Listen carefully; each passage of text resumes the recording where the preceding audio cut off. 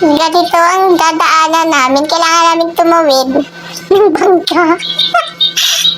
Para makatawid kami doon sa pamimistahan namin. Makakain kami man lang doon dahil mga putla na kami, kalakad namin kalayo. Daw mga manuris na. Ito, di namin gamitin yung bangka na yan. Kasi pang isang tao lang yan, sa laki ng katawan namin. Ayun yung kasamahan namin, ilang katawan pa yung sumakay sa bangka. Magutom pa yan. Mamaya, mabusog na. Hindi na kaya sa unom. Siguro sa bangka na yan, mamaya pagbalik na, busog na. 2-3 tao na lang. Ayan at tumawid na kami.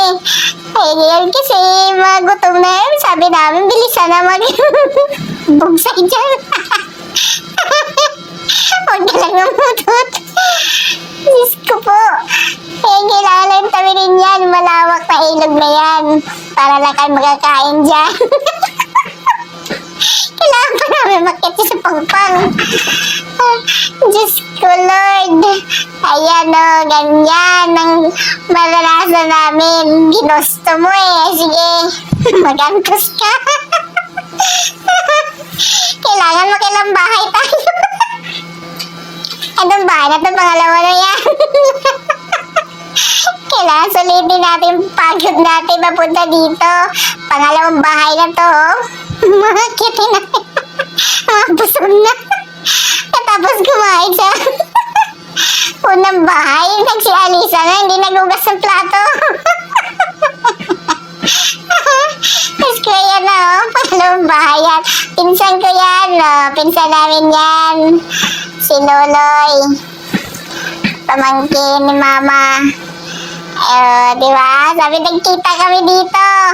Sabi niya, kumakain ako, disturbo ka. Yan na kasi mangot. I love you, Loy. Pinsan namin yan.